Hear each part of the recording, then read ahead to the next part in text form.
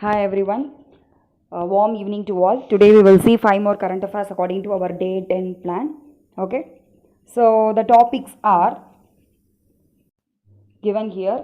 The first topic is about ANITA, Antarctic Impulsive Transient Antenna. So this is first NASA observatory for neutrinos of any kind. Okay, this is the first one in Antarctica. So it is a radio telescope instrument. So it will detect the ultra high energy cosmic ray neutrinos, because neutrinos, we know that they are electrically neutral particles and they are undisturbed even by the strong magnetic field, and they will rarely interact with the medium. So they are very tough to detect. Okay, so here this antenna will be having a scientific balloon which is filled with the helium gas. It will fly over the Antarctica ice sheet at an altitude of 37,000 meters. Okay, so they will detect the neutrinos which is pinging on space. Okay, and they may collide with the matters in the Antarctica ice sheet, because according to the Askaryan effect, so Gurgen Askaryan, who was an Soviet Armenian physicist, he only postulated this theory, this effect, in 1962. So he has postulated that any particle which is traveling faster than the phase velocity of the light in a dense dielectric medium. So dielectric medium, we can say like salt, ice sheet. Okay, so they will produce many secondary particles. So they are detectable secondary particles. So based on this effect only, the ANITA has been detecting the neutrinos. Recently, an unusual upward movement of the neutrinos had occurred in Antarctica, because usually the particles will move from top to bottom only. Okay, from the top space to the earth only it will come approach. But this time an anomaly has happened, that is bottom to top the particles had moved. So this was detected by the ANITA, that is Antarctic Impulsive Transient Antenna. Okay, so the next one is about phosphine gas was observed in Venus. So it is considered as a biosignature, because first time the phosphine gas has been spotted using the James Clerk Maxwell telescope, which is in Hawaii, and it is confirmed by the world's largest radio telescope, ALMA, Atacama Large Millimeters a Submillimeter Array Radio Telescope, which is in Chile. Okay, so they have found a trace concentration only, very negligible concentration, that is 20 parts per billion only in Venus. But Venus is known as an Earth's twin, no, near to the Earth. This planet has been there. So it acts as a biosignature. So what is the meaning of biosignatures? Means it will show the indirect signs of the life. Okay, because phosphine gas will be produced naturally. It is a biological process, because some species of anaerobic bacteria, they will be anaerobic itself. We know that they can do their physiological process without the help of oxygen also. Okay, so in the oxygen starved environments, the anaerobic bacteria which are present in landfills, marshlands or peatlands, and even in animal guts, they will produce phosphine gas. So Venus has been in Venus, this trace amount of phosphine gas has been observed. So this shows a biosignature, that is a life may be possible. Also, just about the chemical composition of phosphine, means it is a phosphorus atom which is attached to 3 hydrogen atoms, pH3 formula. So it is highly toxic to the people. ISRO is also planning a mission called Shukrayan in the near future to explore Venus. Okay, as we have explored Mars, so in order to explore Venus also, they will do a future project.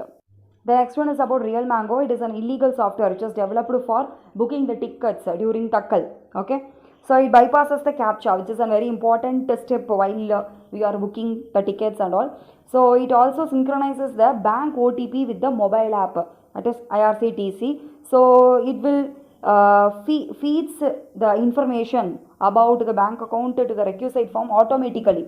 Okay, so it will autofill the passenger details and even the payment details. Okay, so it will log into the IRCTC website through multiple IRCTC IDs. So this will produce what we can say booking of multiple tickets can be done. So this will cause ticket hoarding, as well as black marketing of tickets will also happen.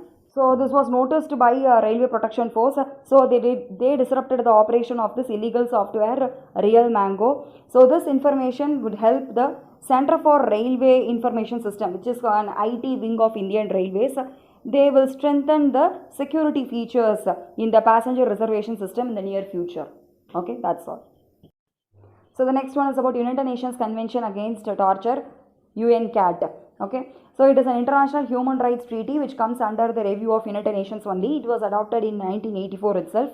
So the motto or aim of the UNCAT is about it will prevent the torture in any form or other acts of cruel, inhuman or degrading treatment or punishment around the world. So as it was accepted by the states, so it is now conventionally accepted as the principle of customary international law. You can see about this UNCAT in Money Heist too. Okay, so forbids the states to it will require the states who are all under the parties, they have signed as well as they have ratified this convention, means they will become a party. So they will require the states to take effective measures which are all given under UNCAT convention to do in the any to forbid the to what we can say, to prevent the torture in any form in their territory under their jurisdiction. And also it will forbids states to transport people to any country where they even have the reason to believe that their people will be tortured. Okay, so very good point this one. And the Committee Against Torture also monitors the implementation of the procedures which are given under UNCAT by the states, whether they are not whether they are doing it in a correct way or not. Okay, and India signed this convention in 1997 but not yet ratified this convention. This is a very important one. India signed but not yet ratified. Okay, it was not accepted in our legislature till now. Like 25 other nations also has not yet ratified. They have just signed only, including Pakistan and China. Okay, so we know that please also read about the CAT, Committee Against Torture, is a 8-member human rights experts will be there under UN. So the next one is about willow warbler. Its binomial nomenclature is Phylloscopus trochilus. So it is one of the longest migrating small birds. We can say they will breed throughout the European, that is northern and temperate European region and the Palearctic region, and they will migrate to sub-Saharan Africa during the early winter period. Okay, for the first time in India, in Punchankari in the Punchankari paddy field on the outskirts of the Thiruvananthapuram, this willow warbler bird has been spotted and reported for the first time. So we have already 17 warbler species in Kerala, so that it is the 18th warbler species, and totally in Kerala itself 533 bird species has been recorded. Also this bird species weighs very lightly, as such we can say just 10 grams. Okay, but it has long wing feathers. So because of the peculiar feature long wing feathers, it helps them to fly over long distances, and it is very difficult to identify this warbler species because they will be very small in size and they will change their plumage, feather colors twice a year, especially you can say during breeding season. And all other warbler species also looks very similar, so it is very difficult to identify. So in the Velangani Punchankari paddy fields, so which is considered as the birding spot for more than 213 species of birds, both resident as well as the migratory species, on the outskirts of the capital of Kerala, Thiruvananthapuram. Okay, so that's all for today's class. So thank you for watching. Till then, subscribe to Dream Work Achieve channel. Also share this video to the needed aspirants. Till then, be bold, be strong, keep smiling, be happy. And to the last, be grateful to each and every work you do in a day. Thank you. Nandri.